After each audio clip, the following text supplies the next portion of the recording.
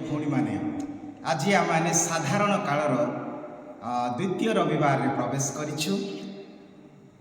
आज मु बहुत दुखित आपण मान को ठीक समय रे पठे पारली नहीं व्यस्तता भितर तथापि मु आज यही रविवार किछि चिंतन प्रकाश करने चाहे। मुझे आपण को पचारे आपणकर केतेटा नाम अच्छी निश्चित भाव में केते जनकर दुई रु अधिक थिबो, कारण आमर भारतर परंपरा अनुसार मानुर शास्त्र अनुसार हिंदू मानकर संस्कृति रे अच्छी चारिटा नाम। गोटे है जे से माने दियंती निजर कूल बा निजर गोष्ठीर नाम अनुसार जो दिन से ही अनुसार से माने नाम दे थांती। जदि जड़े समाजर निम्न स्तर रे थाए अवश्य कास्ट सिस्टम आम ग्रहण करूना, किंतु आमर भारतीय संस्कृति रे यही प्रकार अच्छी छोट जाति बा जहाँ कहते लोक आईटी थिले जन को दास बोली भी नाम दियंती गोटे गोष्ठी बा कूल को नहीं।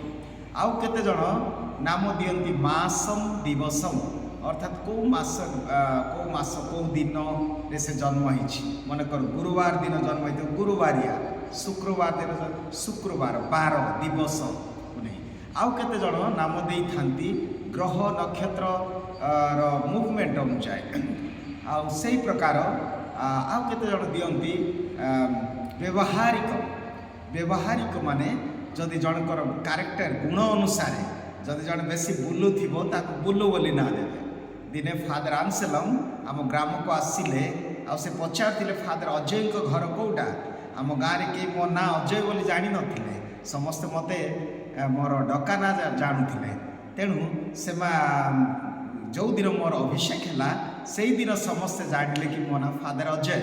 से जहाँ भी हो ये नाम सहित आमर कार्य बहुत जड़ित अच्छी। जदि आमर नाम आज देखा आज प्रथम पठन रे प्रवक्ता जिसाय 49 अध्याय से कहती जे से जी आसबे जी आमको मुक्ति देवे तांको नाम हम दास, प्रभुंकर दास बा प्रभुंकर सेवक। आ प्रभुंकर सेवक भावे तांकर काम है समस्त विक्षिप्त होइथिबा जनता को से एकत्र करिवे, समस्त को परित्राण पहुँचेबे, सेटा है तांकर काम। तेणु तांको कहा जाए इस्राएल रो दास बा सेवक। आ द्वितीय पठन रे साधु पाउल कहती तांको नाम होची प्रेरित, से पठा जाइछन्ती प्रभुंकर नाम को प्रचार करिया पे। आ समस्त ख्रिस्टियन मानकु से डाकती जे तुम्हें माने हेलो साधु संतगण अर्थात पवित्र लोक। देखंतु हेले आमर परिचय ख्रिस्टियन हिसाब रे आमे वास्तव रे पवित्र व्यक्तिगण। जेमिति प्रथम पितर 2 अध्याय 9 पद लिखा अच्छी जे आमर परिचय कौन, आमर परिचय कौन। बेले बेले आम कहूँ तुम जाति कौन। मुझे छोट थिला बेले यही प्रकार जिते बड़े जाऊ था समस्त पचारती से समय कास्ट सिस्टम जाति भेद बहुत थिला।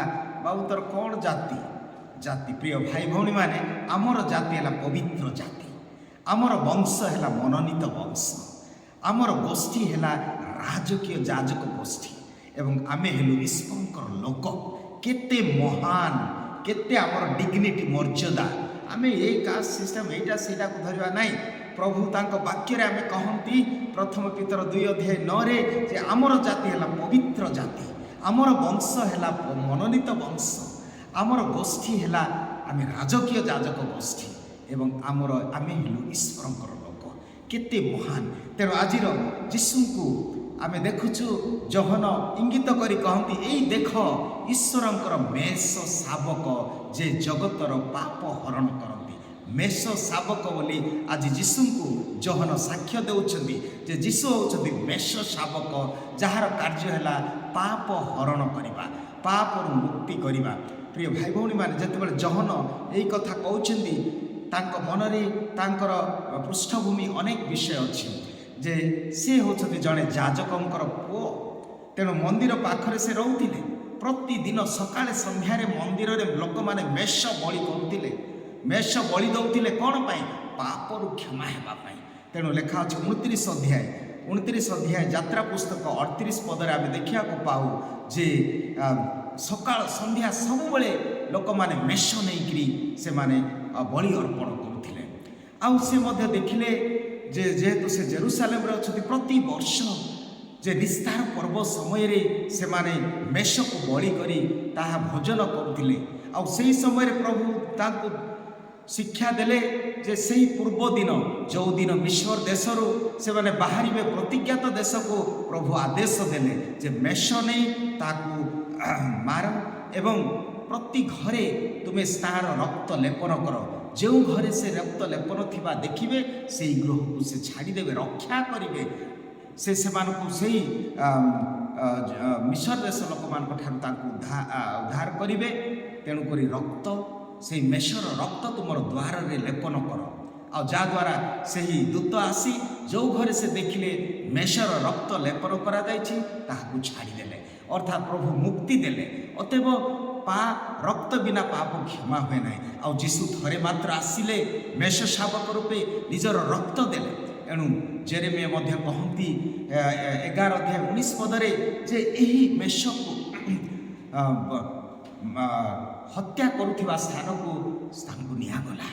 आ जिसाय मध्य 53 अध्याय 7 रे कहती से बोध स्थान को से हत्या करने स्थान को मेष को निया जाइथिला अर्थात जीशु निजर रक्त देले।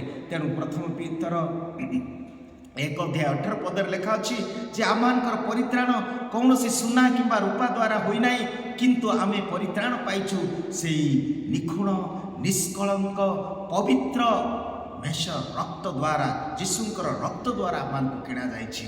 तेबे प्रिय भाई भौणी माने जीशु आज मेष शावक जेतेबेले आमे कहूछु गोटे विषय मुझे आपण मान को कहवा चाहे जदि जड़े लोक कूरे पड़ी थी आउ जड़े लोक से देकी जाऊँगी हुए तो देखी कह कौन करवा भाग्य एमती थाए आमर जीवन तो दुख कहीकि से चली जाए। आउ जड़े व्यक्ति आसे जे पड़ी थी लोक को देखी भाई टिके मो पाखक आस टिके ऊपर को उठ मु तुमको टाणी आनिबी जदि तुम्हें मो पाखक आसब तेरे मु टाणी तुमको रक्षा कर आउ से चली जाए से तो आसीपर ना से बाहरी किंतु आउ जड़े जे जाऊँगी से देखी से लोक को देखी निजे निजे भीतर को जाऊँगी एवं से लोक को उद्धार कर आनुला जीशु ख्रीस्ट। यही प्रकार जीशु आमे अति निकट में आमे जन्म पर्व पालन करुँ से स्वर्ग छाड़ी आम निकट को आसिले मनुष्य को उद्धार कले एवं यही प्रकार आमे पापरे पड़ी रही पापर उठी पार नथिलु से आमान को उठिले उठाइले से आमान को मुक्त देले। अतएव मेष शावक जितेबाला आम कहूँ प्रिय भाई भौणी मैंने आम निज निज को मेष शावक तुल्य आम ग्रहण करवा। मेष शावक अर्थात जे जंत्रणा पाए जे रक्त दिए जे प्रेम करे एवं जे सेठू आमान को उद्धार करे आमे मध्य प्रत्येक जड़े जड़े परी मेष शावक होगा अन्यर जत्न नेबा अन्य को उद्धार करवा तेबे जाए आम ईश्वर संतान होगा।